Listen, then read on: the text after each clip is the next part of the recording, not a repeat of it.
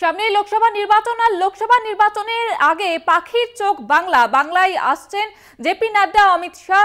জানুয়ারিতে তাদের আসার কথা ছিল, যদিও সেই সফর স্থগিত করা হয়। তবে চলতি মাসে রাজ্যে আসছেন শাহ নাড্ডা। সূত্রের খবর এমনই।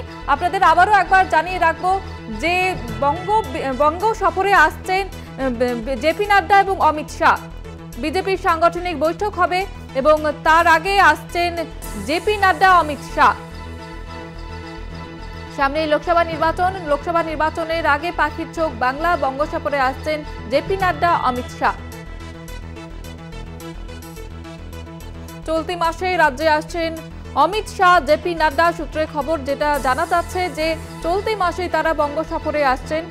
বঙ্গ বিজেপির ভোটের প্রস্তুতি খতিয়ে দেখবেন তারা, সাংগঠনিক বৈঠক করবেন তারা এবং সামনে লোকসভা নির্বাচনের আগে খতিয়ে দেখতে আসছেন বাংলার ভোট প্রস্তুতি। এবং জানুয়ারিতে আসার কথা ছিল, শাহের বঙ্গ সফরে আসার কথা ছিল, তবে সেই সফর স্থগিত হয়। চলতি মাসে জেপি নাড্ডা এবং অমিত শাহ তারা আসতে চলেছেন বাংলায়, প্রস্তুতি খতিয়ে দেখবেন তারা। বঙ্গ বিজেপির ভোটের প্রস্তুতি একেবারে খতিয়ে দেখতে আসছেন তারা।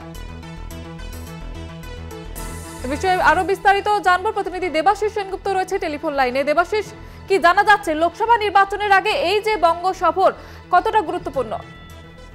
দেখো, গত মাসের শেষের দিকেই কিন্তু একদম প্রস্তুতি ছিল যে অমিত শাহ এবং জেপি নাড্ডা আসবে এবং সাংগঠনিক বৈঠক করবে, সেভাবেই কিন্তু বিজেপির কর্মসূচি একদম প্রস্তুত ছিল। কিন্তু বিহারের রাজনৈতিক পট পরিবর্তনের জন্য কিন্তু সে সময় আসা যায়নি। তবে বিজেপি সূত্রে খবর ঠিক এই মাসের শেষের দিকেই, অর্থাৎ আজকে লোকসভার অধিবেশন শেষ হচ্ছে এবং এই মাসের শেষের দিকেই কিন্তু রাজ্যে আসতে পারেন বিজেপির কেন্দ্রীয় নেতা স্বরাষ্ট্রমন্ত্রী অমিত শাহ এবং সর্বভারতীয় সাধারণ সভাপতি জেপি নাড্ডা।